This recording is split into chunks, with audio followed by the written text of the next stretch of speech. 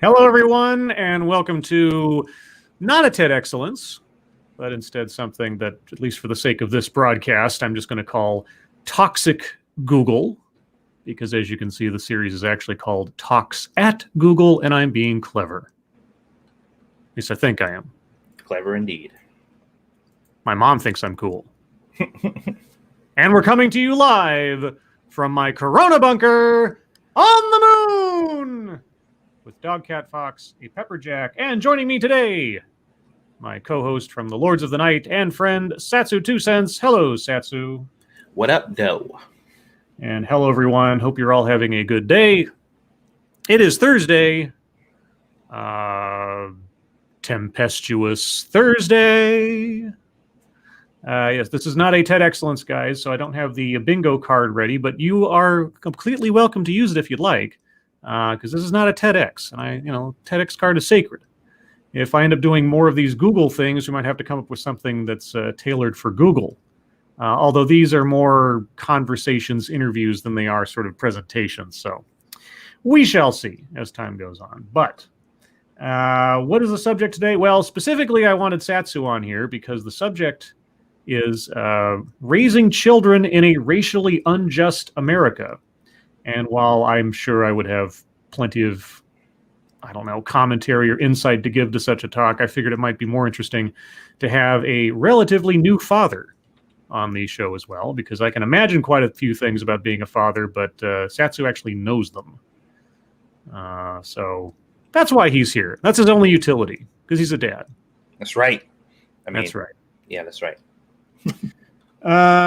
So speaking of being a dad, how is the little Squeetus? She's good. She she had an episode with the vacuum today, which was pretty hilarious. She instead of running away from it, she actually kind of runs towards it. Because it's like she's scared of it, but she wants to keep an eye on it, you know? Yeah.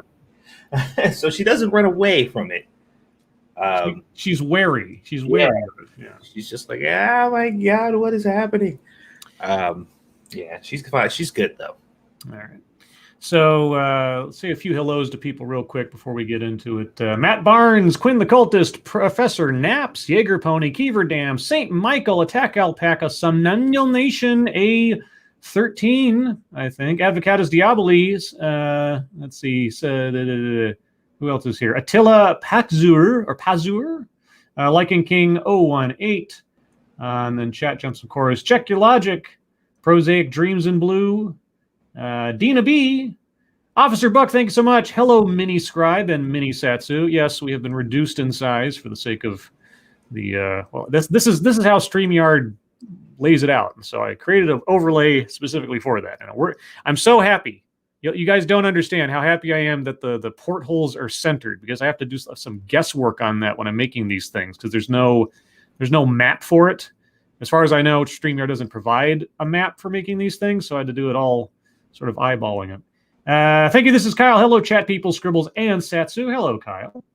Frosted Glass. Hello, Eric Grunstadter, Lurking Gopher, Wade Willison, Thrashy, Jordan 250, Emperor WR Costin, Moonshock, Asshat, Evil One, Cracked, Dragon Mage, Green Death, Robert Gruber, Johnny Stoffel, Black Belt for Christ, No Room for Squares, P Dog Knight, and all the rest of you who I may have missed. I apologize, but I want to get into this. So before we start, though, Satsu, I am curious to know, when you see that title, Raising Children in a Racially Unjust America, what are seriously your concerns in raising a child in, let's say, the current environment persists into Squeetus's formative years, more so than now? What do you think about as far as your concerns for raising your daughter? Personally, for me, it is the kind of way that schools are slowly kind of turning into indoctrination centers as opposed to education places. Mm-hmm. That's becoming a serious concern for me, because I would like to raise my daughter to understand the realities of the world, but not allow that to, I guess, interfere with her growth and what she decides to pursue. So I don't mind her knowing about all the stuff that's going on in the world, being aware of the things that's going around her, the injustices and stuff that history has brought and all that good stuff. I just I'm afraid that the school is going to be filling her head with the fact that she's not capable or won't be capable or shouldn't put forth the necessary effort to try to push to be whatever it is she wants because society won't let her, That's what they're teaching kids now is you'll never be anything because society won't let you. So go into this position and push our rhetoric, Yeah. And I'm hyper conscious of that because I'm not going to take that very lightly. Yeah. So it's definitely something that I'm worried about. I just want her to have a good education. I want her to be whatever it is she aspires to be, and I want to help her along. I don't want other people filling her head with crap. Thank you, Lady Gopher, for the Dogcat Fox. Big smiley Dogcat Fox. Oh, Dogcat Fox. And thank you again, Officer Buck. Mini Satsu's eyes are a little low and pupilless. I don't think those are eyes on that image. Those are not eyes. Yeah. What is that exactly?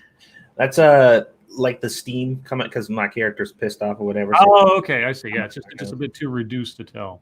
Yeah. Yeah, I'm not quite sure where the conversation in this is going to go, but as far as school and things go, I've done countless videos now on education in my series Curriculum of Fear and many other things. And the thing that creeps me out the most is, and I've said this many times, teachers seemingly taking on this position that they are the arbiters of a child's development and growth. Mm-hmm. In addition to the idea that their job is to train activists, right, to usher kids into a particular type of action outside of school. Like academics are a secondary consideration next to how you're going to change the world for the better and that kind of thing. And it doesn't seem to be a limited, like small fringe notion in education. It seems to be the standard now in a lot of cases, and it's very disturbing to me. I'm not a father. I don't know if I'll ever be one, but I just try to think like I try to project myself backwards. Like if I was the kid I remember myself being and being confronted with these things, what would have happened to me if my parents hadn't taken an active role in my education and just allowed me to be at the mercy of a ideologically fueled teacher? What kind of person would I be? So yeah, I wonder about these things, but my wonderment is only abstract because, like I say, I don't have any children. So we'll see how the conversation takes us here. And thank you, Deco, first time donating. Well, thank you so much, longtime supporter. Keep being awesome. Scribe. It's a Shiba Inu, you fools. No, it's a Dogcat Fox. I'll have you know, genetically engineered to live with me on the moon. Regardless, thank you. I was going to say thank you, Deco, but it came out thank you, Thanko. Oh, anyway. Appreciate your first donation. And yes, you're a longtime supporter. You've been around for a very long time. Thank you so much for your viewership and your support. Same goes to all of you. All right, guys. So per usual, start off with a couple of seconds for sound test. You guys tell me if you can hear this. The plan is to go no more than an hour and a half for our commentary side of things. The whole Google talk is an hour. Unless the only reason we go any longer is if Satsu wants to go further. I've put that power in his hands. If he finds some reason to want to listen to more of this after we've gone an hour and a half into it, then we shall. Otherwise, we'll go for 90 minutes. If you're watching this in the future, you can look at the time code and know what happened already. But find me some help if I do for whatever reason. Yeah, well, we'll see where we go. All right, here we go. Hi, everyone. Welcome to today's virtual Talks at Google event. See, even just saying it slowly, it sounds like they're saying toxic Google. Toxic Google. You guys hear all that? Sounds fine, says Attack Alpaca. Sounds fine, says Evil Ones. Nation says sounds wonder great. All right, so we are at the toxic Google. What's on the wall behind her? Live the life you've always dreamed of. Be fearless in the face of adversity. Never stop learning. Use your imagination whenever possible. Recognize the beauty that surrounds you. Remember where you come from, but never something of where you're going. Okay. All right. My name is Stephanie LeBlanc, and I'm the Global Head of Inclusion for Women of Color here at Google. That's very specific. That's a very specific job description. Global Head of Inclusion. For women of color. For women of color. Yeah. They've got it very stratified in Google. It's not just inclusion, it's inclusion by category. Is there a global body of inclusion and like a torso? Yeah, it's like Voltron, and all form the head of inclusion. The head of inclusion. I want to welcome educator and award-winning author Dr. Jennifer Harvey to discuss her most recent New York Times bestselling book, Raising White Kids, Bringing Up Children in a Racially Unjust America. Raising White Kids. All right. Yeah, Jennifer Harvey is someone who I've heard of several times in the past and seen reference in places, but so far as I know, I've never done a TEDx or any other kind of video on her. So I'm very curious to see what she has to say about raising white kids as opposed to children in general. If you have questions that you'd like to ask Dr. Harvey while we're talking, please use the YouTube live chat. A little bit more about Dr. Harvey. For 20 plus years, she's been active in multiracial organizing for racial justice, specifically focusing on white anti-racism. White anti-racism, my favorite. Very specific again. Very specific. Inclusive, guys. She's the head of inclusion. She brings this experience to the parenting journey in her book, Raising White Kids. And Dr. Harvey also serves as professor at Drake University and currently lives in Des Moines, Iowa, with her generous partner, her hilarious children, and 2 very large and very beautiful dogs. Welcome, Dr. Harvey. How are you? I'm good, Stephanie. Thank you so much for having me today. Wow. Thank you for being here. As this explanation was going on, yes. I was building a facial profile of this person, like what they would look like. Mm-hmm. They use the term partner, so that automatically tipped me off to lesbian. So I was like, lesbian, short hair. And then she was like, kids and the dog and stuff. And I'm just like, all right. And I was very, very close to what it was almost kind of shocking when the picture popped up. I was like, damn, I got that one almost perfectly. Satsu, why do you marinate yourself in stereotypes? Because I used to work at Radio Shack. That explanation is perfectly fitting for this series. Thank you, tall person. Hoy, all just got home from work and we'll watch in full later. Happy National Cherries Jubilee Day, everybody. Ooh, Cherries Jubilee. I think my dad's a big fan of that. He's a big fan of cherries and cherry pie and things. I'm not so much a cherry guy. I'm apple pie, blackberry, that kind of guy. Jubilee is such a high expectation word. Also, Wolverine's partner in the 90s X-Men comics. I like her. It depends on who's writing her. But yeah, I mean, everybody got to know her through the cartoon and the comic books. But yeah, anyway, sorry, an aside into X-Men land. Here. So before we dig in, I think there are 2 important call outs for this conversation. One, this conversation is not only for parents, grandparents, aunts, and uncles, but it's literally for anyone that has been in the same physical space as a child. As a child or as a white child? Child of color. Her expertise only deals with white kids, so I don't know. Is this advice useful for anybody that isn't? Wouldn't you agree? Absolutely. Anyone who's seen a child or been seen by a child is helping to raise that child. Really? What? Anybody who's seen the child is helping to raise the child. What? Hold on. Anybody who's ever looked in the general direction of a child has now consented to participation in raising said child. That is fascinating. Or has taken on the responsibility, whether they've been extended it or not, I guess. Okay. All right. That's So all those creepers at the park, guys, they're helping to raise your child. And then the second call-in is this cross-racial conversation amongst parents that Oh, come on. Okay. you and I are having. So you have 2 children. I'm the mom of 3. And I think we all wonder what conversations are happening in each other's homes. So I think this will really resonate with the audience, give a peek behind the scenes, and really open up a discussion that people can have within their own communities, within their own households, within their own friendship circles.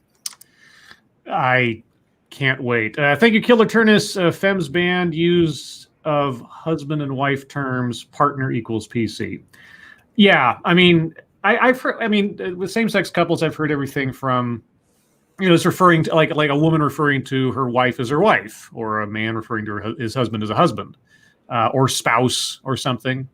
Of course, if they're not actually married, they might just say partner because it's shorthand for, we're not married or something. Yeah. So I mean, and I've heard that used between heterosexual couples before. So I don't really take anything from it per se, but whatever. Thank you, P-Dog Knight. I wasn't wondering at all. Well, you're just psychic, Lawyer Dog. You're just psychic. All right. So yes, tell us about the behind-the-scenes conversations of interracial parenting children that you see you're now raising stuff. Agreed. Yes. Okay. So let's start about your background, right? So in your book, you talk about this term white silence and how pervasive a norm it was in the way that you and many white people grew up. So tell me, how did you grow up in a background like that and then write a book about anti-racism? What caused the shift from silence to focusing your life on anti-racist teaching? Now, just for reference, I'm not quite sure what white silence is. I can make some guesses. Hopefully she'll explain. But anti-racism, as has been explained to me by the guy who wrote the book on the subject, Ibram X. Kendi, anti-racism is essentially the notion that there's no such thing as not being racist. Racism is a constant, like the laws of physics. It's just part of reality. And everyone, although he tends to lean more towards white people than anybody else, everyone is racist. The only difference is, do you admit it or not? All right? Because either you're confessing your racism and actively opposing it in others, that makes you an anti-racist, or you're not confessing your racism or not, actively doing anything about it, and then you're just a racist. There is no one who is not racist. And to say that you are not racist is living in denial, whereas being an anti-racist is an act of confession. And I'm not making up those definitions there. Denial and confession are literally how he defined the 2 states of being. Okay. So I don't know, given that our speaker is a different speaker, if her definition of anti-racism is at all different. But the one being pushed most prominently is that. Everybody's racist. It's just whether or not you admit it or not. And admitting it doesn't suddenly make you not racist, just makes you slightly moral or something. I don't know. Thank you, John Miller. So raising is more like brainwashing. I don't know. We haven't heard it yet. We haven't heard the theory yet. But like I said, I can make some assumptions. Yeah, so I would say the shift happened first around my own whiteness and then later around being a mom. I was raised in Denver public schools when we were under a desegregation mandate. And so I was bused through my early elementary years, which means at school, though not in my neighborhood, most of my first friends were Black, mostly Black girls. And in fact, because of white flight, I was a racial minority demographically in those schools. But what I noticed as I got older was that even though I was in a multiracial high school, my classes got whiter and whiter because now I know we were being racially tracked. At the time, I didn't understand that. I just wondered where all my friends had gone. Racially, I don't know what these things mean, racially tracked. She did use the term white flight, which I haven't heard in a while. That's a term I haven't heard used. Yeah. So she grew up at a time where there was a system of integration, and then white flight, which is so she grew up in a white neighborhood, was bused to an integrated school, and then the white people fled from. I don't know. I mean, these are history lessons I don't have any idea about, and I don't know anything about Denver's history, so. I don't know about you, but every time people use buzzwords, it just sounds like literal buzzing in my ear. So. Yeah, it is like, and not to make a pun out of it, but I'll take it for the sake of it. It's just white noise. It's just like, I like my brain is so stuck now after doing all these talks on if somebody just says some kind of buzz phrase, buzzword, abstract notion, and then moves on from it, I just can't click. I need context. It means nothing. It is an empty. It's sort of like it's like a Cheeto. It's just an empty piece of fluff. Doesn't mean anything. Has no weight to it. And someone that uses that stuff without any context, without any explanation, very quickly loses my sense of they know what they're talking about, and they're not just trying to like bamboozle me into something. Right. So no one talked about that with me. Alongside that, I was raised in a very committed Christian evangelical family. So my deepest teaching in life was God is love, God is love, God is love. And that's how I thought about the world. And at some point in college, I started to recognize that through some teaching that I was exposed to within Christianity, that, if God is love, then actually God also has to be a God of justice, because injustice harms people. God is not, well, okay, justice is a mini splendored thing, depending on who you are. Jim Gila says, Scribelight, racial tracking, the practice of separating students according to ability level, also known as academic tracking, allows racially mixed schools to maintain segregated classrooms. Oh, okay. I mean, interesting. Well, I'm just trying to think. Like when I was in elementary school, there were kids of all sorts in there. Depending on, like, I was in the quote unquote gifted class, right, or the gifted group of students, and so because they'd done some tests on kids and they'd split people up by like, well, these are more advanced learners than these kids and that kind of thing. Is splitting up kids by ability inherently bad, or is the theory here that inherently splits kids up by race as a consequence? So secretly it's a racist thing, but. Well, I guess it goes back to whatever they interpret the reason to be, because the metric of ability is, in their mind, framed around what white people consider to be capable. Yeah. Then it inherently leads to the separation of whites and black kids, because the assumption is the white kids are just more capable. Yeah. And that's what I would assume. Mm-hmm. The logic behind it being inherently flawed or some kind of problem, because it lines up with the rest of their rhetoric. So, I mean, is the idea that we're gonna split the kids up by merit, and then like behind the scenes are like, yeah, merit, wink, wink, nudge, nudge, that kind of thing. That's the assumption. Yeah. I'm guessing that's what they feel like is really going on. Which, I mean, there might be some truth to it, depending on where and when. Yeah.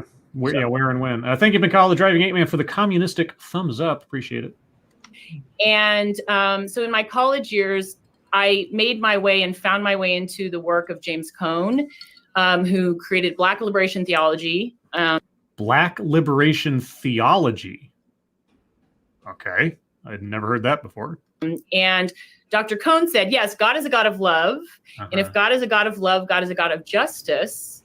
And if God is a God of justice, then we need to read the gospel through the lives of African-American communities, because African-American communities experience injustice in profound ways. In fact, Cone said, God is Black, Jesus is Black. So, yeah, God is a God of justice. That's why children get cancer.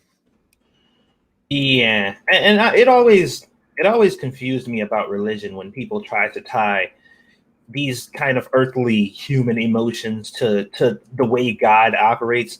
I'm like, you're talking about an all-knowing being who knows everything and does it's not like he needs to figure stuff out. There's no system up there, no fucking justice system that he follows. Like he's supposed to be an almighty creator. Our human emotions that we have created or that we've worked, that none of that shit applies to him. It shouldn't, at least. Yeah, I had a class in college called the Bible as Literature. It was one of the possible prerequisites for the English major and everything. And the teacher at the start of the class, he said, "Now, just so everybody understands, this is not Bible study. We are looking at the Bible as a piece of literature. So if you came here for Bible class, that's not what it's here for." Lots of the people in there apparently didn't listen to this. And at one point, we had, I forget what it was, but we were having a discussion, and we were talking about Genesis and the casting out from the Garden of Eden and all that. And I raised my hand and I said, it occurs to me, why does God get angry? I mean, he knows everything. Why does anything surprise him? And I said, I said very specific, I said, the character of God in this book seems like he's omnipotent. I mean, he can create everything. He can, do all this stuff, make storms and earthquakes and the people and the land. And all. He doesn't seem to be omniscient. He constantly gets surprised and upset by things. And the moment that I suggested that the character in the book was not infallible, I got so many dirty looks from that class who thought they were there for Bible study. It was just like, there's a difference between omnipotence and omniscience, guys. It doesn't seem like, I mean, as portrayed in the book. Anyway, that's an aside. But thank you, Officer Buck. Again, doesn't the whole God is justice line of thinking lead to the Crusades, fruity conversations, and black piñatas? It has led to so many fucking tragedies throughout the world. God is justice on your side of the argument, usually. Yeah. Everybody else can, yeah. I think, again, Officer Buck, if God created humans as a whole, why would he be one race? Jesus' earthly body, you can argue, but God. Well, this is the theology she was taught, and I don't know how far she took it, but let's continue. Yeah. This shook my world in profound ways. And actually, most importantly, what Dr. Cohn gave me was an understanding of what had happened to me in my school system. I thought, that was white supremacy that I was wrestling with as a high schooler. So I went to seminary to study this theology, Black liberation theology, and be in the community Dr. Cohn was in. And I show up as this white woman in New York City in a community of many African-American men and women, Latino men and women, saying things like, God is a God of justice, God is Black. And they basically said to me, in my early 20s, good for you, white girl. Yeah, isn't that great, being looked down on because of your race? Yeah, it's been a great experience for you. Yeah, it must have been very educational. Also, I'm very... It's very telling to me that she learned her philosophy on race through religion. Given several things, yes, given the original sin aspect, I'm presented with so often with white privilege or anti-racism or just the inherent stain of racism on everybody's soul, kind of thing. Yeah, it's very telling that. Thank you, Bacall, driving 8-man. I often wonder if Hitchens got an answer. Oh man, I really wish Christopher Hitchens was alive today. He'd be having a ball with all this nonsense. He'd be so entertaining. Anyway. Have you looked at yourself? What does that mean? Mm-hmm. And that community gave me a call and a challenge around my own. What does it mean to be white and to care passionately about racial justice? I don't know. What does it mean to be white? What is the meaning of your skin color?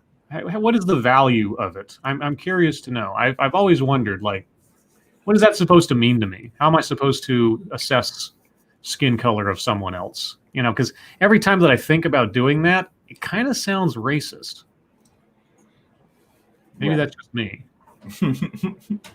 And so I just started on that journey. And but then when I had kids, I would find myself in spaces with lots of white folks wrestling with white anti-racist commitment. And after Michael Brown was killed in Ferguson, in spaces where folks were saying to me, yeah, okay, we are trying to work towards this commitment as white folks to racial justice, but how do we talk about these issues with our children? And my kids were about 3 and 5 at the time. And I thought, how am I talking about it with my children? Like, okay, so just for a mental experiment, I'm curious. So Satsu, if you had to explain to Squeetus the situation of Michael Brown, let's say, what do you think you would say? I mean, how would, or just take your just situation where we've had a police shooting, etc., that kind of thing. And what do you think? I mean, I don't even know if you thought about this. What exactly do you think you would say, or how would you explain the dynamics of it? I mean, I feel like the best approach to take in that situation, if your child is at an age old enough to even understand anything that you're talking about, right, sure. I wouldn't be talking to my 3-year-old about that to begin with. But let's just say she was like 16 or something and had asked the question.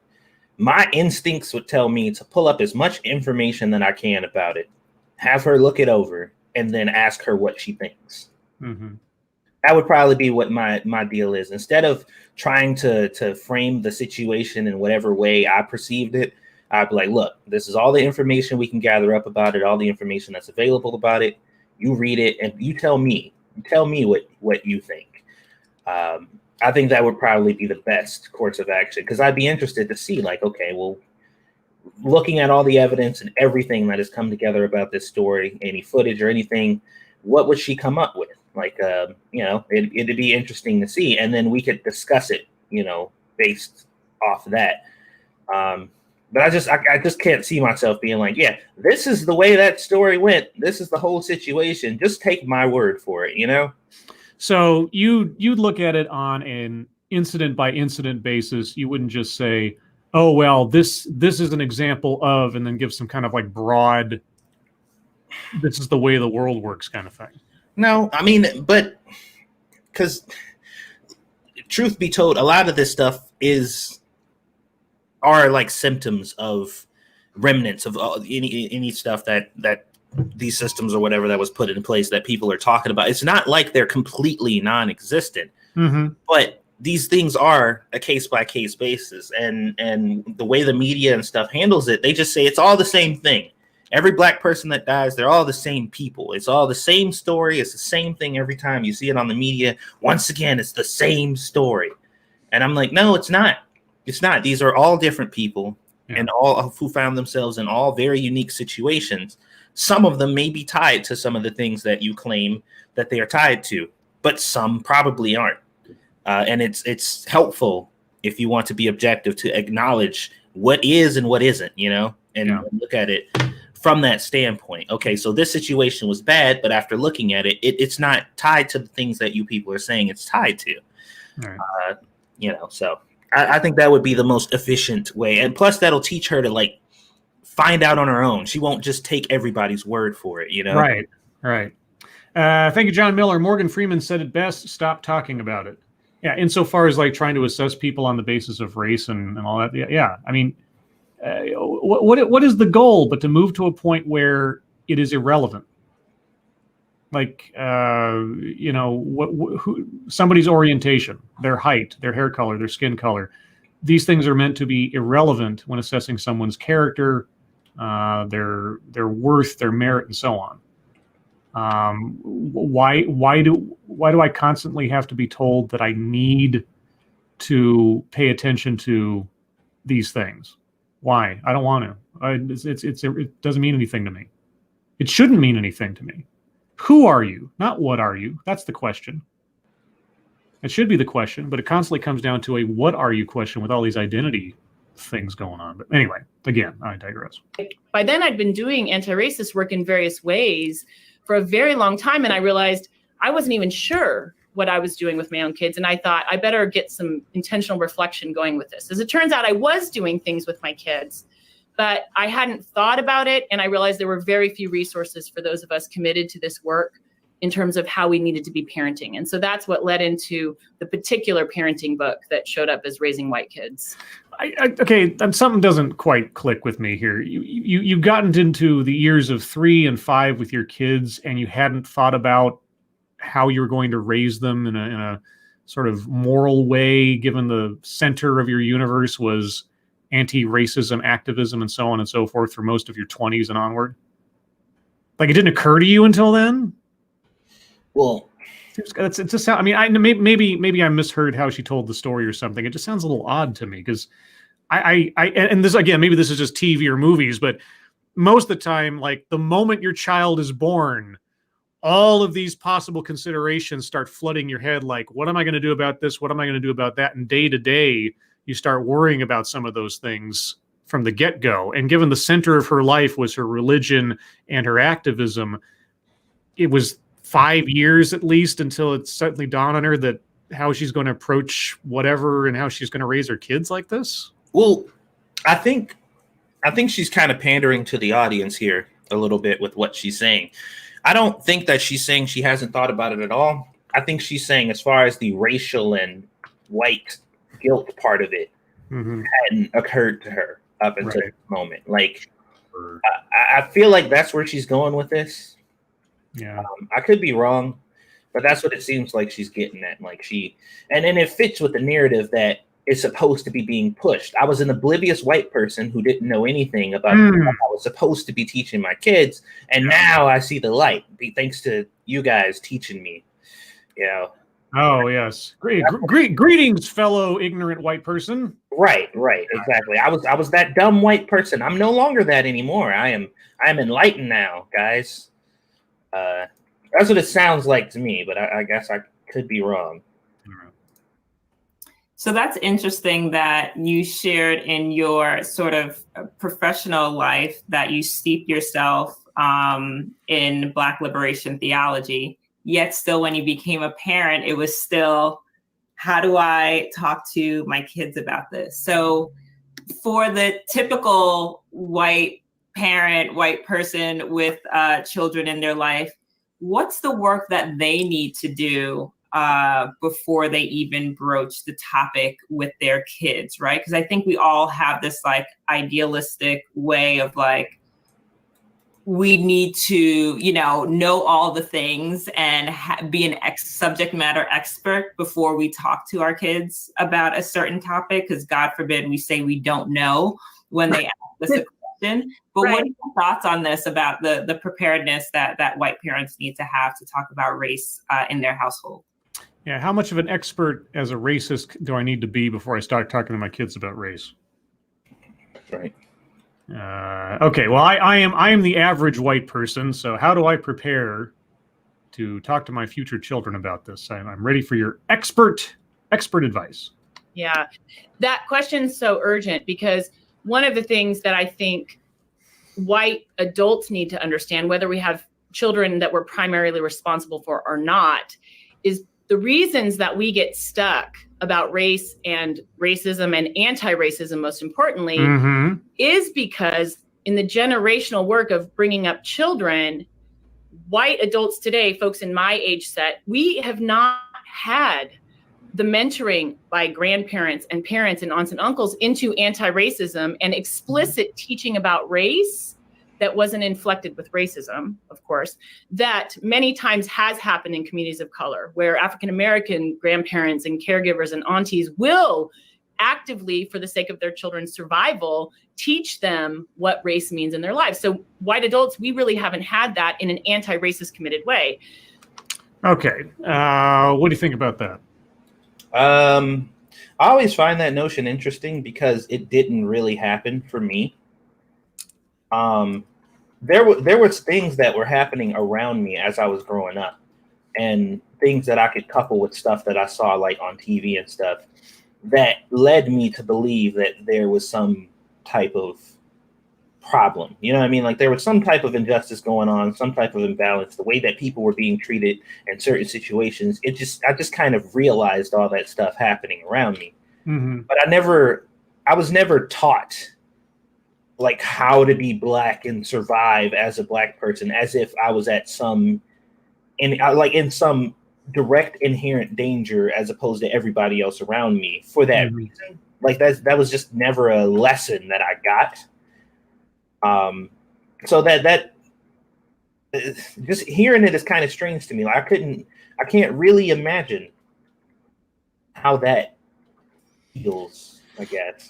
My experience, so I grew up in a neighborhood that was, it was mostly white, but there were several families in the neighborhood that weren't. I mean, there was a couple Asian families, and there was one was, I want to say, Armenian or something. Mm-hmm. But anyway, I'm like some of my childhood friends, for the sake that it's important to people these days, didn't quote unquote look like me, but I didn't know the difference between what that was supposed to mean because I was a little kid, right? Right. These are my neighbors. These are my friends. These are the kids that I play with. And when I finally started to understand what the supposed differences were, it was always framed as a historical thing. Like, here's, Martin Luther King Jr. and here's the civil rights movement, and here's what people used to do. And then, movies like Mississippi Burning and stuff where it shows like the worst parts of the racist South and all that kind of thing. Right. And so, yeah, my notion was that it was something that was really, really bad in the past, that there were still people today that did it because I'd see things on the news about the Ku Klux Klan and everything, but it was a dying notion about how people thought about one another. Mm-hmm. And then, of course, I saw the movies I was growing up with, like Lethal Weapon or Running Scared, or all these things where it's like, or the cartoons. I mean, hell, there was this cartoon called Cops, and the main leader of the team in the superhero cartoon was a black guy. And it didn't even occur to me to think of him as anything other than just a guy, because he was the hero of the show. It was like, whatever. And it wasn't until later on that people started, and like society and everything started telling me, oh no, this is stuff that still goes on today and it's terrible. It's terrible. I'm like, does it though? Because I didn't grow up with any of it. And maybe I was sheltered or something, but it was always an abstract to me. It was always something that old mean people did who weren't living in the current, in modern day kind of thing. People like throwbacks. That's how I always saw it. And the couple times that something like that happened, there was one time in elementary school, there was a black girl in my class, and there was the kid in my class who was an absolute jerk, right? Mm-hmm. And one time we were in PE or something, and I think we were playing basketball or something, and she stole the ball from him. Like during a game, like it was part of the game. It wasn't like she actually stole the ball. It was like we're bouncing it or whatever. Right. And he just like starts growling, says, "You black ass." Yeah. And everybody in the classroom like turned to him and their jaws dropped. And the teacher was like, "Whoa." And that kid was in deep shit. And everybody in the class, it was such a shock to everybody there. And it didn't matter who you're talking about. It was like all the white, everybody's like, what? Because at least from my perspective, our notion was this is some evil, antiquated stuff that only like the worst of us ever even dabble in as far as a thought process. And so, yeah, it was an alien concept to me. It was so alien that the times that it did happen were so shocking when I was growing up, the couple times that it did that I noticed it or anything. So that was my experience. And it wasn't until like within the last maybe like, I don't know, 10 or 15 years where it became such a bigger issue for everyone. It started turning into social justice stuff. And like, I mean, don't get me wrong, racism is never going to go away. People doing shitty things to each other for dumb reasons is never going to go away. But is it really inherently as bad as I'm being told? Anyway. Yeah. So for those of us parenting, we get frozen in this idea that, oh my gosh, not only do I not know what to say to my kid, part of that is because I actually don't know what to say to myself. Uh-huh. And so we need to do a couple of things. One, we need to understand that's why we're so stuck in many cases. Not so we can stay stuck, though. It's so that we can begin to actively choose to learn. And with our children, we need to recognize that our kids, if we engage them, even if we don't have the right answers, in most situations, we're going to have a lot of opportunities to keep revisiting and revisiting. So I need to start reading. I need to start reading what Black mothers are saying they need white children to know in order to be a good friend to their children, right? Why not just be a good person, regardless of what their skin color is? What would a Black mother tell a white parent to be a good friend to their kid? What does that mean? Like how is the white kid supposed to? Is there a special way that a white kid needs to react with a Black kid to be a friend? I don't know. Outside of probably, what would they say? Taking the initiative when you see somebody else being racist towards them. Don't be quiet about it, I guess. I guess. And I need to start reflecting my own journey with race. But I also can start right away talking with my children, how whatever their age is around. No, whatever their age is. Yeah, hey, 3-year-old, come over here. I want to tell you about race. Why bring it up? Race is as relevant as hair color. Race is as relevant as eye color. That's it. It's irrelevant to the character or value of a person. The end. That's the I mean, obviously I'm being too idealistic, but in my mind, that's the conversation. And anybody who tells you different doesn't know what they're talking about. Or more likely the case, are benefiting in some way from the system. Right. Yeah. This is their free pass to an easy life. There are no poor white people, etc. Yeah. Difference in diversity, if they're really young, just starting to notice difference with them. If they ask questions, encouraging the questions and saying, I actually don't know how to answer that. Let me think about this a little bit, and then go do some Googling, right? Go do some Googling, but you might find advice from whites on Google. Mommy, why is Annie's skin white? Let me ask Google. www.askanegro. So dude, people can find. Dude, get that URL right now. Reserve that. That's not already taken. You need to get that and start your own advice column. Great. And start to engage them, even if we don't think we have the right answers yet. Because the reality is, our kids, usually we can revisit and revisit and revisit. We can reiterate and reiterate and reiterate. We can turn it into a mantra. Mm-hmm. Yeah. You know what happens when a kid asks you a question that you don't know the answer to? It's like, I don't know. Like, oh, let me go Google that real quick. Like, really? I don't know. Would I have much confidence in my parents if they had to keep running off to the computer room every time I asked a question they didn't have an answer to? Oh, boy. That's when you look at them and say, because I said so. That's the answer. There you go. Don't have to be perfect. And in fact, I like to remind myself that one of the things white folks need in conversations about race is more humility. And it's actually good for me to model to my children, H, I didn't feel great about how I answered that question or how I talked about that with you yesterday, but I went and did some more learning about it. And I'm wondering if we can talk again about how we understand Rosa Parks. So what? Look, yeah. Okay.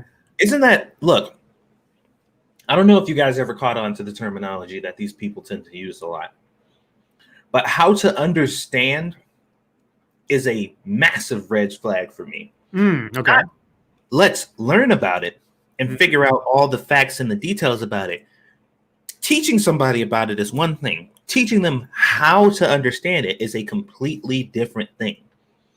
And it's important that people who have kids and people who are unfamiliar with the terminology and the way that these people speak understand these terms and what they mean. Teaching somebody how to understand something is taking whatever perception they may have off of it based off of their current mindset and what they've decided with their own logical mind, the conclusion that they came to, and telling them, no, this is the correct way to think about this. Yeah. It's the I'm going to tell you what to think rather than teach you how to think. Exactly. Yeah, it's framing it. I needed to go understand, learn to understand how. Like, no, that's I need to learn the correct framing so that I'm a good fill in the blank, a good man, a good white person, and so on. Yeah, and that's the terminology, how to understand it, because you may know about it, but you don't understand it until we tell you what you're supposed to think about it. Michael Caruza, yes, establish yourself on the level of the child. Great idea. I mean, I'm not going to say I know how to be a parent, but she's saying a lot of things that are very reminiscent of things I've been told in the past, like, you need to go educate yourself. You don't have the correct understanding of this. You need to go educate yourself. So here, read these books by these specific people with these specific mindsets, and then you'll have the correct outlook on reality. But here's the thing, though.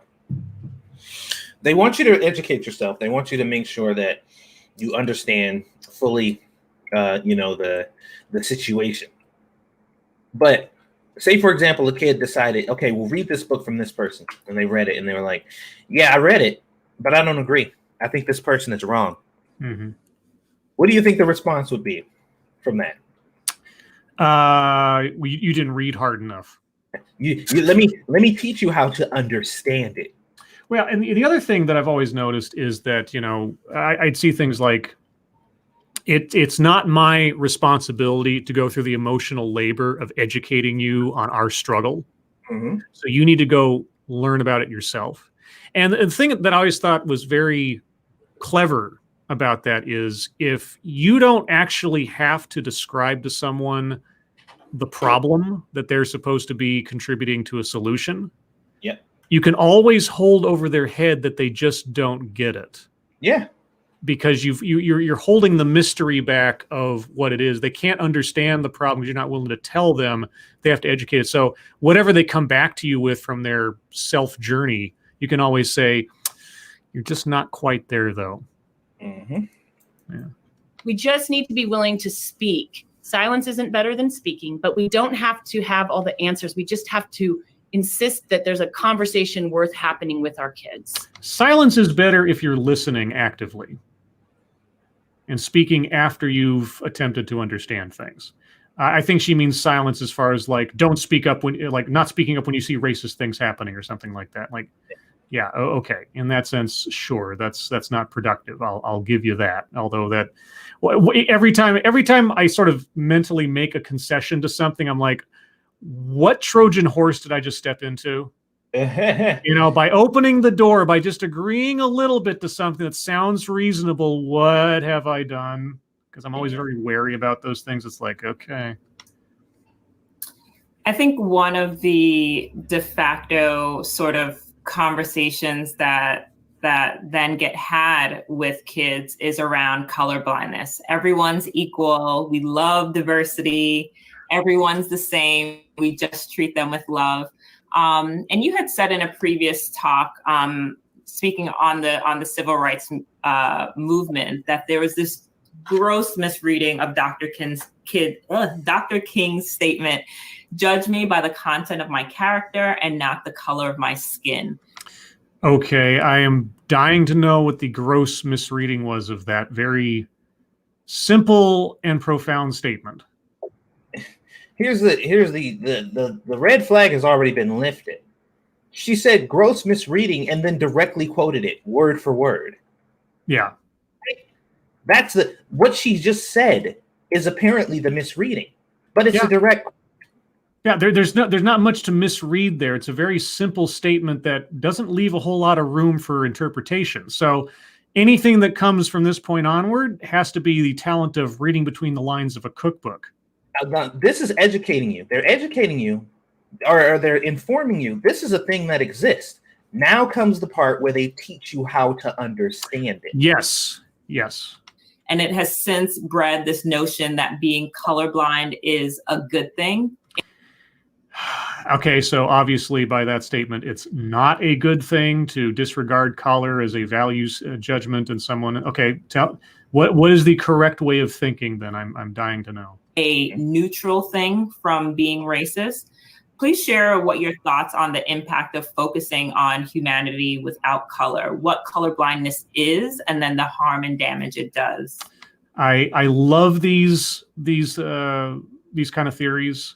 It takes something so simple and so vital to just basic human compassion and then turn around and say, no, that's bad. That's bad. and I'm going to tell you why it's bad. Yeah, and listen to how the question was framed. Please explain to us why it's damaging. Not what are your thoughts on it. Just tell us why it's wrong. Yeah, exactly. Yeah, this very easy, and I mean, it is something to strive for in our society. It is something that we'll never fully reach because people are inherently fallible. But to take each person on the basis of themselves and not what they are. It's sort of like the golden rule. It really is, do unto others, etc. It's a very brief and short statement. Is it a perfect philosophy to how to operate in life? No, but it's a damn good one. And you don't need a whole lot of explanation. So lay it on me, doctor. What is wrong with not looking at people through a lens of racial evaluation? To our society. Yeah. So I want us to notice that Dr. King said, judge me by the content of my character, not by the color of my skin. That's what he said, right? He didn't say don't notice or value the difference and gift of beautiful diversity that I bring into the world, right? So wait, what? I have to back up a couple seconds here because I'm like, what? Okay, yeah. So you restated what King said, but then what? To our society. Yeah. So I want us to notice that Dr. King said, judge me by the content of my character, not by the color of my skin. Yes. Judge me by the content of my character, not by the color of my skin. That's what he said, effectively, full stop. Very simple, very elegant way of putting our ideals as a society, or at least preferably. Okay. That's what he said, right? He didn't say don't notice or value the difference and gift of beautiful diversity that I bring into the world, right? So he didn't say don't notice the value and gift of diversity I bring into the world. Okay, the content of one's character, that statement is ambiguous. It does not put a value on someone. I mean, the content of one person's character might be a very nice person. The content of another person's character might be a serial killer. But those things are choices. Those things are meritorious. Your skin color isn't a choice. Your skin color doesn't say anything about who you are. It just says something about what you are. You're not doing a good comparison there, doctor. You're starting to talk about an automatic valuation of someone, regardless of their all the beauty and value bringing the. I don't know who you are. Well, and that's the thing. It's like, don't judge me by the color of my skin, but the content of my character. And she was like, well, he said that, but what he really meant was, when you look at me, automatically assess that I have value based on my skin color. And I'm like, but that's literally the opposite of what he said. So just that base level, it's such a misreading of what he was talking about. No, it wasn't. You literally. Yes. When he said, don't judge by the color of your skin, but the content of your character, he meant exclusively do that. Like, he meant, yes, directly do that. When you look at a black person, immediately think, oh, look, dark skin. So they must have value of some sort. They must be valuable and bring some type of beauty to my life because of solely this reason. You are literally saying, do explicitly that. Oh my God. Fuck these people. But colorblindness, the way it plays out in white families, there's a number of problems that it causes. At best, it literally distorts our ability to talk with the children about what they are actually seeing and experiencing. Because okay, why? And okay, what are the children seeing and or experiencing, and how does not assessing people on the basis of skin color damage that or skew that? Because unless our children have visual impairments, it is not a thing that kids do not see color. Okay,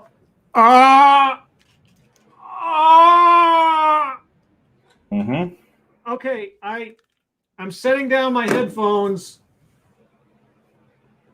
I hate hate this. It's not a literal condition. It is a principle, for God's sake. Oh my God. I hate that when people do this, a color blindness. It's people see color. You can't deny that you see people's color.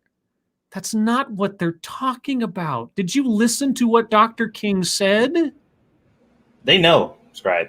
I know they know. It's just so stupid. Aware of that fact. I mean, I can't take seriously any grown adult who says something like that, most especially someone who supposedly is a doctor, someone of learning, and that they would totally skew and twist that into absolute nonsense. Unless they have a visual impairment, like, okay. They do see color. And in fact, we have study after study after study. It's not about seeing it. It's about it being an irrelevancy to assessing someone. They see hair color. They say eye color. They don't say, oh, someone's a detrimental portion of society because they have green eyes or something, right? No, because eye color doesn't matter. Eye color doesn't say anything about who you are. Neither does skin color. Oh, but you feel as you feel impaired. Like, God, I can't count how many times I've heard the same fucking thing. It drives me nuts. That has shown unequivocally that by the ages of 3 and 4 and 5, kids not only notice difference, they also start to breathe in what's going on in the racist climates that we're all living in the United States. Like in your own household, maybe? And internalize negative perceptions. Yeah, I wonder where they get those from. Sorry, I just... this stuff drives my nuts. Drives my nuts. Drives my nuts. I need a t-shirt. No. So that reminds me. So there's this joke. A pirate walks into a bar, and he has a steering wheel halfway down his pants. And he walks in the bar, and the bartender says, "What's with that in your pants? Why do you have a steering wheel there?" And the pirate says, "Arr, it's driving me nuts." Oh boy. Scribe. Yeah, I know. Corner. About kids of color, if they're white children, and false notions of their own superiority, right? And parents won't know this is going on if we start just always saying to our kids, we're colorblind, right? And then by the age of 4 and 5, kids know in pretty sophisticated ways what racial difference means in society and how it plays out in the world. And so how about running counter to that, if it is at all true, by not considering race as a value factor?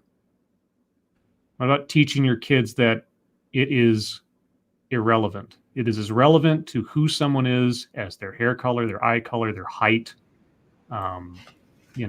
whatever. Like what? Why do you need to focus on race? Why do you tell us? Remember, kids, you're not superior because you're white. And they're just like, thanks, Mom. Didn't think I was. Like, why would any of these things? Do you understand that as the parent, you have godlike control over what goes into your kids' minds at those early stages? What if you raised your kids to just take people on as individuals, not focus on difference, but just focus on person? What if you did that?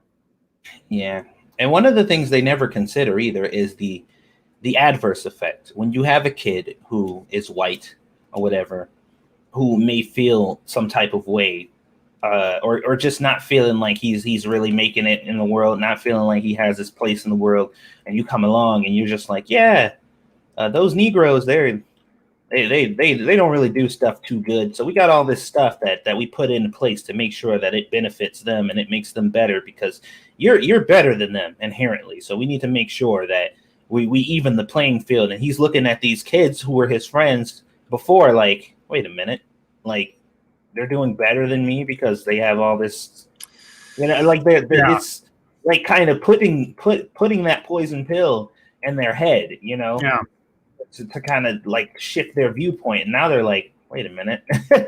It could have the opposite effect. You could make a person who has no thoughts about the differences between them and other people because as far as they're concerned, they treat everybody equal. And now they're learning that there's these things been put in place and all this stuff that's been happening to push and excel people, farther than you.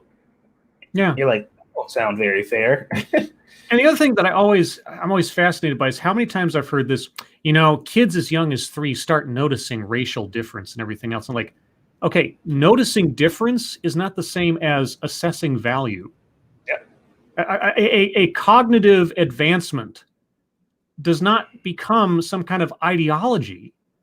It's just like, oh, I can tell the difference between an apple and an orange. I can tell the difference between someone who's white or someone who's black because that finally clicked in my head. That doesn't mean that they're suddenly becoming racist. I don't understand these people. Okay, first off, a lot of people saying, make a set of underwear or panties that say "drive my nuts." By the way, shameless plug, there's a link in the description to my merchandise store where you can find recently added Ted Excellence t-shirts. Proclaim to the world that you love Ted Excellence. Or a Pepper Jack. I got those in there too. Thank you, Andrew Joyner. Wow, I didn't know I was such a Nazi when I was 5. Yeah, right? And that's what the implication is. It's like children as young as 5 start noticing racial difference. So we have to stop them from being racist at 5. Like, that's not. But the one thing that they forget, though, the one thing that they never take into consideration is pretty much the only human being your child has contact with on a consistent basis by the age of 3 is you. Yeah. Where else would they receive that information? I can't even imagine what kids raised in a household with. Well, it's sort of like the one we did that the one time where the lady was like on the plane. It's like, Mommy, that man looks like Daddy. I hope he doesn't rob the place. Like, what? Like, where does this kid pick this stuff up? Maybe because his mother is a social activist who keeps talking about the stereotypes about black people. Where do you think the kid picks this stuff up from? Oh, yeah, that's right. Who's responsible for the kid again? Oh, anybody who looks at a kid. Yes. Is responsible for the raising of that. It's not just me. It's everybody, whoever even encounters or looks at a child. Thank you, JDP. At 5, kids care more about donuts, not skin tone. Yeah. Here's a crayon. What? At 5. And so this has been studied massively. And the problem with colorblindness is when we're telling our children to be colorblind, we're literally saying to them, we don't see that thing that you actually are seeing. And thus our children learn very early that they can't talk about it with us.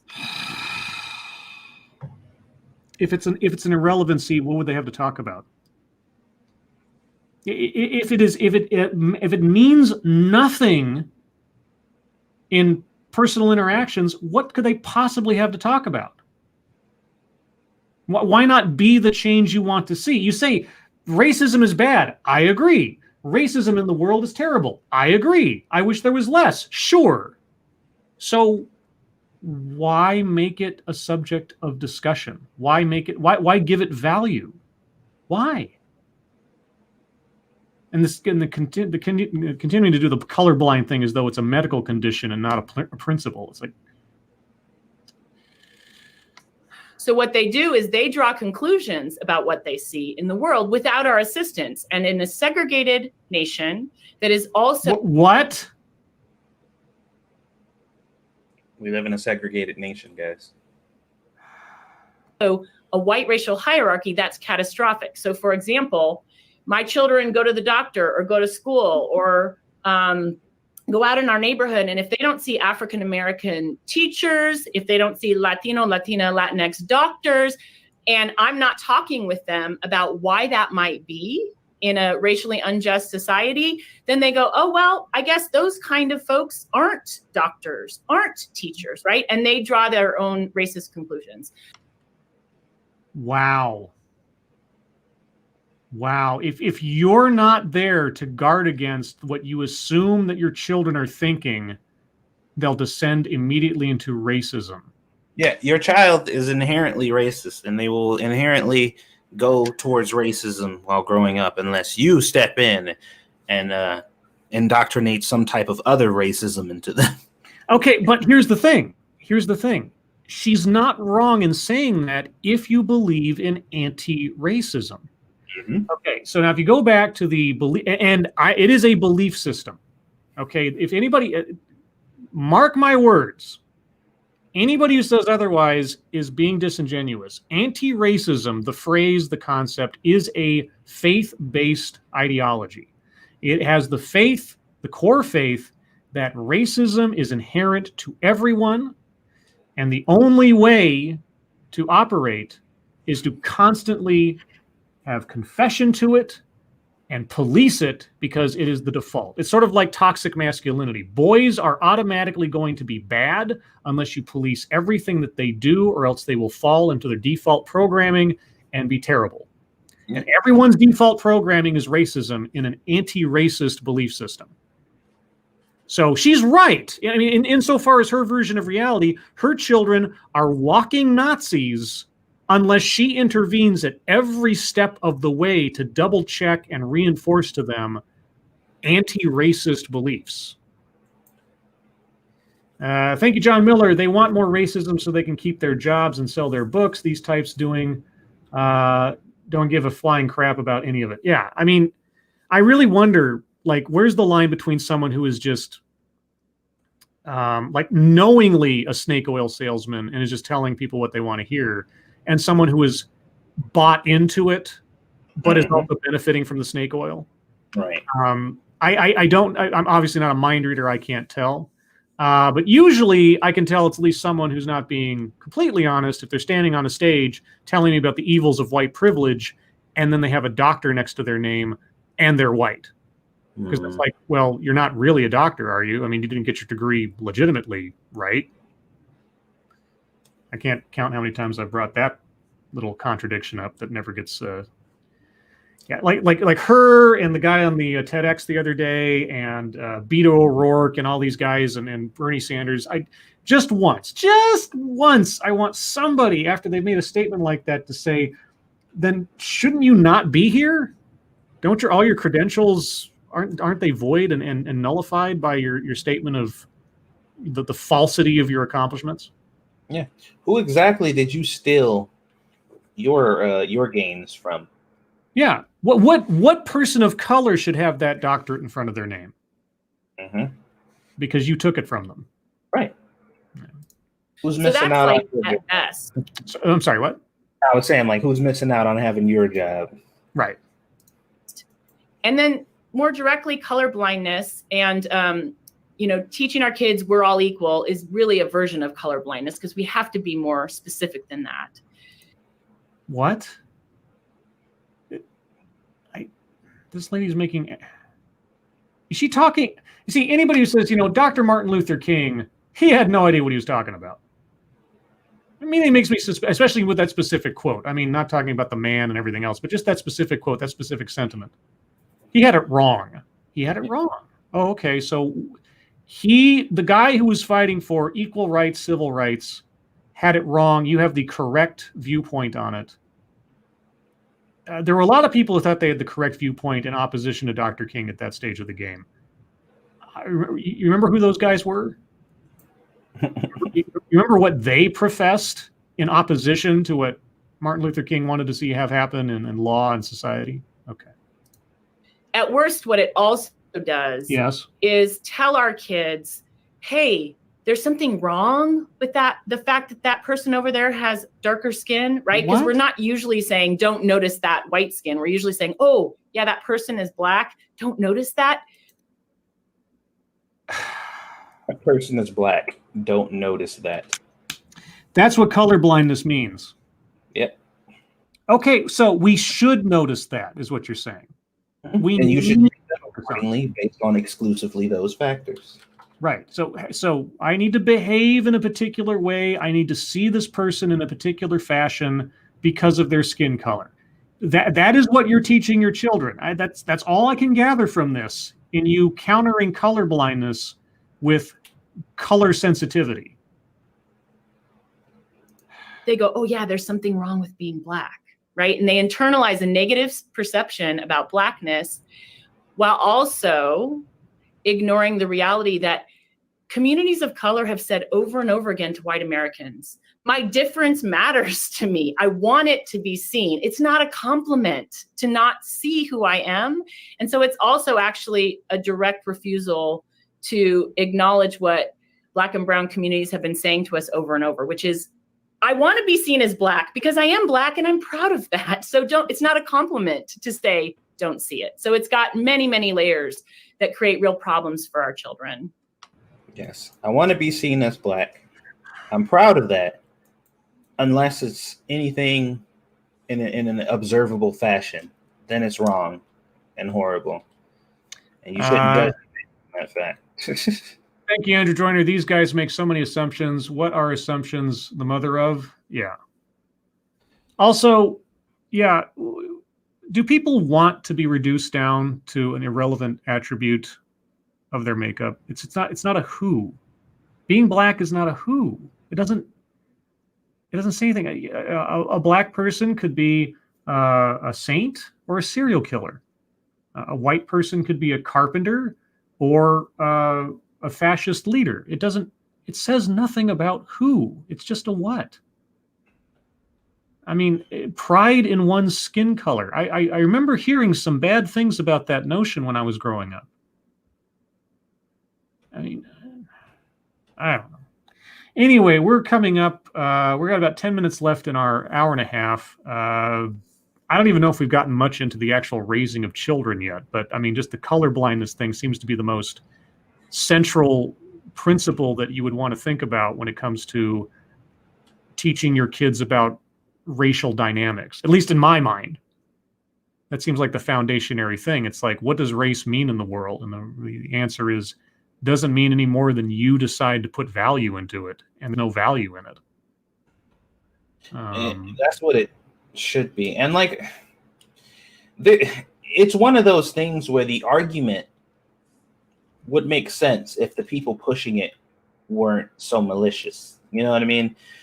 The concept of realizing the differences between individuals, it's not a bad thing, but the way it's being used is a bad thing, because the way that they are approaching it is in itself bad, because they want you to do it so they can further whatever power and whatever privileges they obtain from shaming people and making them feel like they owe them something, you know, making them feel like they have some kind of inherent problem based off those factors. But if that wasn't the case, then we wouldn't even have to entertain that. Like there would be no reason for us to even have these talks. If everybody treated each other equal, like if that dream became a reality, they wouldn't have any platform to stand on anymore.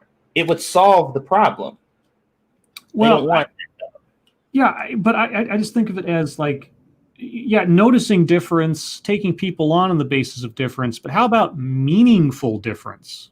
Categorizing what's the meaningful difference between people. As far as like treating people equally, I treat people equally until they give me reason to treat them in a particular way.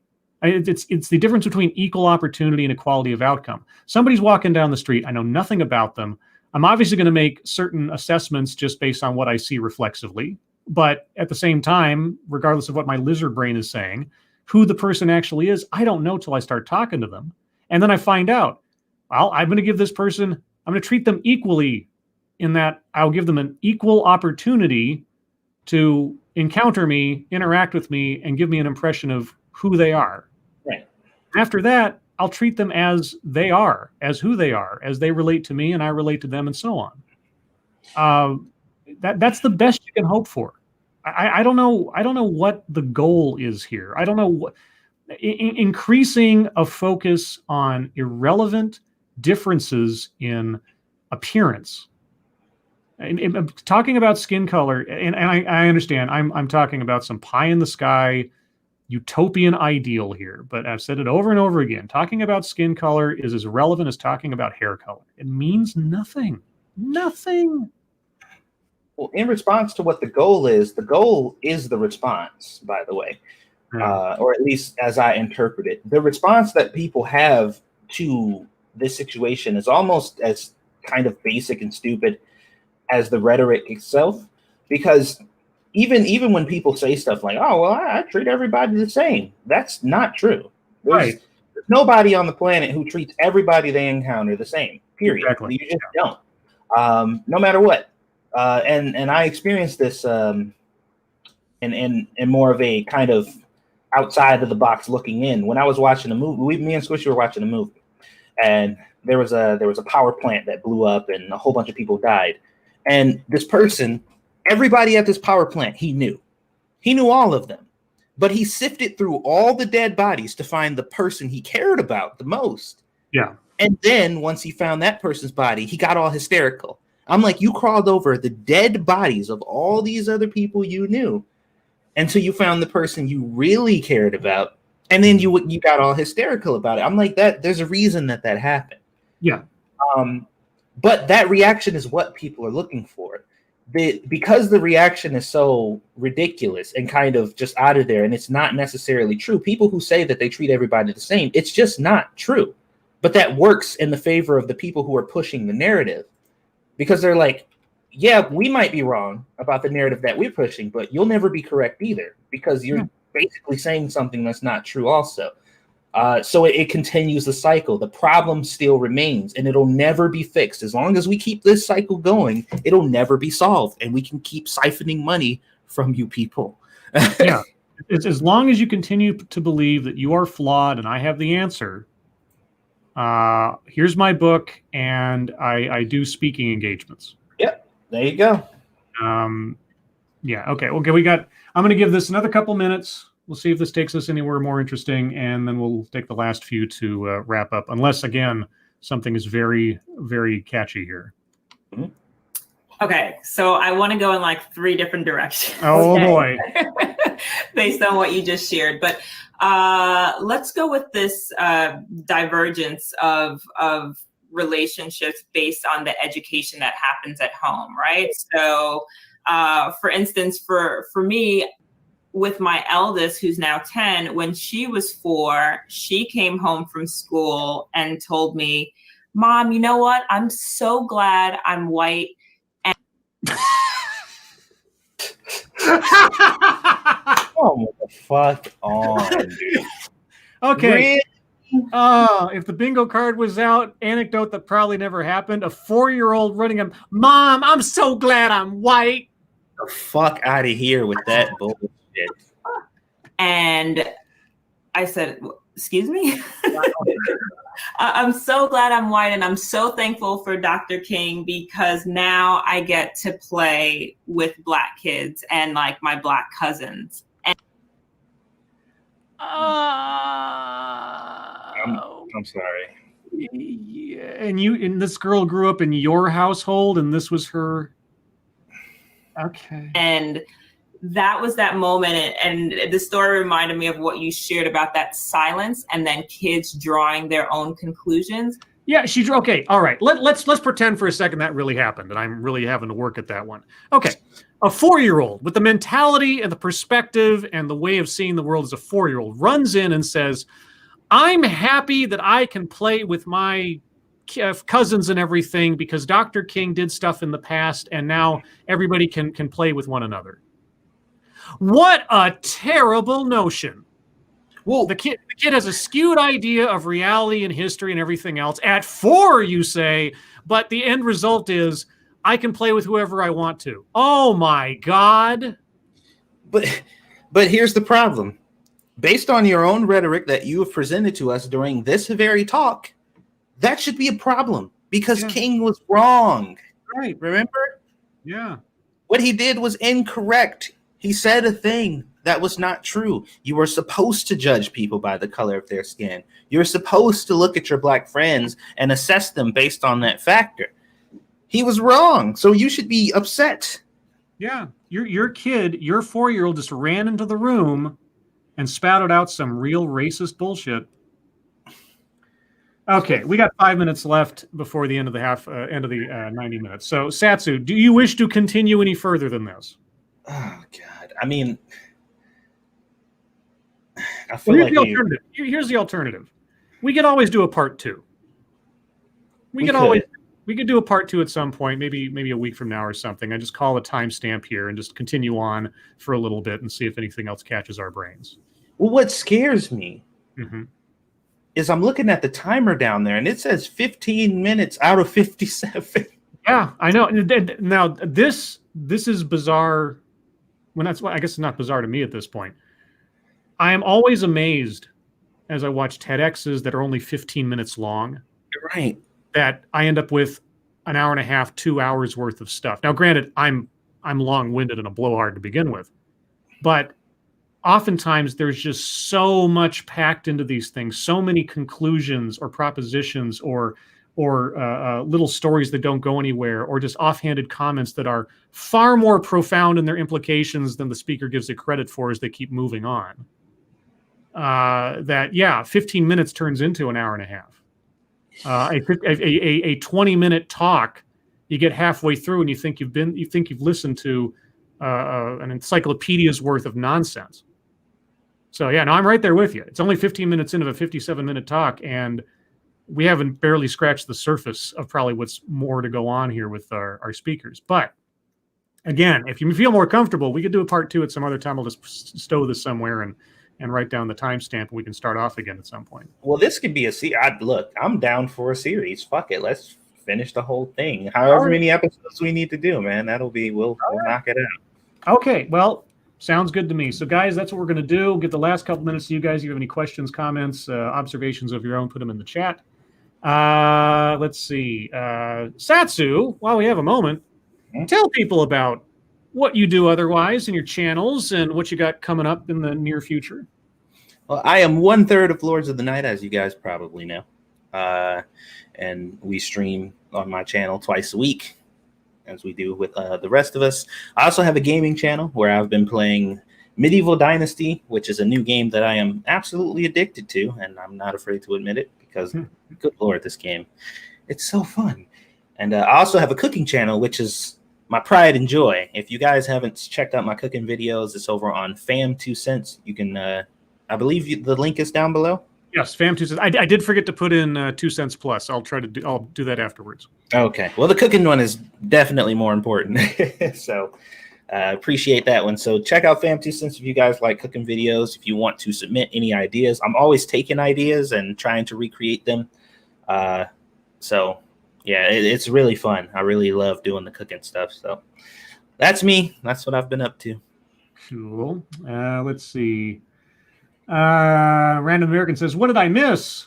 And JDP says, you missed not having your brain obliterated by so many twists in logic that a bag of pretzels would be jealous. Damn. Damn, that's great. Let's see. Advocata says, women like this is why we need to legalize all drugs. My brain hurts. Let's see. Black Romeo, Scarblade. What she was saying was the 4-year-old came to this conclusion because the 4-year-old thought MLK was right and that being colorblind based on their BS definition is correct. I mean, like I said, even if I accept her story is totally factual for a second there, assessing the fact that we're talking about a 4-year-old, the end conclusion is your 4-year-old is happy to play with her cousins. Oh, no. Yeah. Oh, boy. Slovenly, Gulf City American, how can these brainlets not understand that colorblindness in this context is simply the decoupling of who someone is versus what they are? Yeah. No, and this is so common. I mean, this is the first time I've ever done a video with Dr. Harvey, even though I've heard of her before. But that notion of someone saying colorblindness, the principle is meant to be some sort of like self-imposed visual impairment is so bizarrely stupid. And the moment that I hear, and you heard me, like I had to stand up for a second and walk away because I hate that nonsense. The moment I hear anybody equate the principle of colorblindness with some willful ignorance of the reality of physics in front of them, I just they've completely lost it for me. They completely lost any credibility. I cannot take someone seriously, especially someone who has a doctorate in front of their name, someone who actually went to school and supposedly has some kind of critical thinking skills. And that is where they're going. Yeah. Now, one thing I want to clarify, since I am here, Mm-hmm. that I've stated before, and it has been or can be an unpopular opinion under the concept of colorblindness. I don't like the term. Yeah. I'm not a fan of it at all, because it's kind of stupid. Yeah. It's almost the equivalent of defund the police, where it's just like, we want to defund the police, and it's like, well, that's stupid. And they're like, well, we don't actually want to defund it. And it's like, well, I'm colorblind. It's like, well, you don't see color? And they're like, well, obviously I see color. It's like, well, don't use that term. It's just stupid. Like, yeah, you can assume what you mean, of course, but it's just a bad term to use. Like, there has to be something else, because, like I said before, treating people differently based on external observations is not inherently a bad thing. If you're walking past somebody and you see that a person in a wheelchair is trying to open a door and they're having trouble, assuming that person probably needs your help, it's not a bad thing. Right. If you find somebody in a place where a lot of extroverted people are openly talking and conversating, and then you see somebody kind of cowering in the corner or whatever, assuming that person is probably not sociable and might need somebody to talk to or might need some help. Like, these things aren't inherently bad. You know what I mean? They're observations that you notice about somebody externally, and you make an opinion based on it. That's not an issue in itself. It is deciding who that person is based off those factors, which is the problem. It's how you treat someone. Right. You can think as badly about someone all you want, and no one will ever know the difference and whatever else. It's when you start acting on the basis of that, you start making assumptions about someone's quality as a person. I mean, certainly, if you see someone walking down the street and they're wearing a bunch of shitty clothing and they smell bad and it looks like they haven't bathed in 3 days, but they're also driving around in a Mercedes, you can probably think, okay, that person doesn't take care of themselves and not somebody I really want to spend much time with.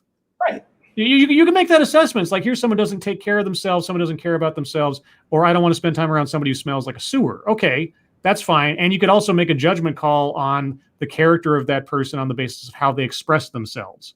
That's perfectly fair as well. You might be proven wrong at some point, but then you just have to change your mind. But the whole idea of colorblindness, I don't like the term either, because it's trying to encapsulate something that, I mean, ideally shouldn't have to be encapsulated. It should be the default, like just taking people on the basis of who they are, period. Like, whatever. It's shorthand. It's an awkward shorthand, and people like our speaker like to leverage the awkwardness of that shorthand into an accusation of wrongdoing just based on the term. And it's just, so I wish we didn't have to have the shorthand for that. And I honestly, if there was a better phrase for it that couldn't be weirdly construed into some kind of like, well, that's just stupid because people obviously see color. Like, oh god. And then that's what it said. Like somebody said, Andrew said, it's not meant to be literal.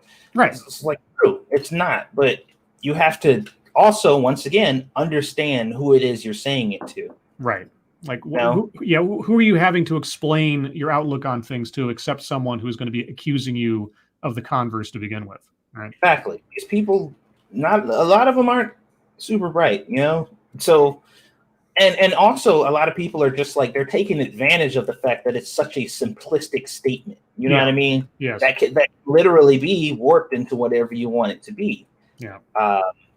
So some people are simply just taking advantage of that fact, and they're like, yeah, well, it sounds like it sounds, and as long as I find somebody who doesn't understand the concept, I could convince them that it means what I say it means, and it's that easy, So. All right. Well, everyone, thank you so much for joining us today. As Satsu suggests, I think we'll turn this into a series. Maybe we'll take 15-minute chunks at a time, or at least an hour and a half worth of coverage. Couldn't tell you when the next one will be. We'll see. Maybe it'll be. Maybe we'll do it a couple Thursdays in a row. Just keep tuned to Twitter for that. Can you read Mr. E's before we leave? Mr. E, I don't like the term colorblindness because I actually am colorblind, and the term used that way insults my intelligence. Actually, I had a request yesterday that for the bingo card. Right now, I use green circles and red lines on the bingo card. I was asked to change the colors because the colorblind can't see those or can't distinguish them. Oh. And I was kind of like, well, I could, but I mean, it's circles and lines. Do you need to know the color? Not to be a nitpicker, but I'll think about it either way. I mean, that is a good question. And once again, an accommodation like that is just like, okay, cool. You know, it doesn't do me any harm, but at the same time, it's like, in that instance, it really is the shape of the thing and not the color that's important. Right. There's a lesson there. Yeah. And for the most part, people be like, yeah, I guess that makes sense or whatever. But other people like, are you denying them their right to fucking see it how they want to perceive it? Yeah. Oh, God. Yeah. So anyway, that aside, everyone, thank you so much for your attendance today. Thank you so much for your participation. Those of you who donated, thank you so much for your generosity. I really do appreciate it. If you would like to hear more from me or Satsu2Cents or the Ranting Monkey, you can find all three of us tonight on Satsu2Cents' channel for Lords of the Night at 6 p.m. Pacific, 9 p.m. Eastern, where we will talk about the news of the day, news stories you submit, what we've been up to on the internet, and then your questions and comments. Satsu, thank you so much again for joining me for this adventure. I look forward to our continued dive into this conversation. No problem. And everyone, I hope you're having a great day. I hope you're also all safe and well. If you're not well, please get well soon. If you're not safe, go somewhere safe, please. And we'll talk to you next time. Bye-bye, guys. Bye, guys.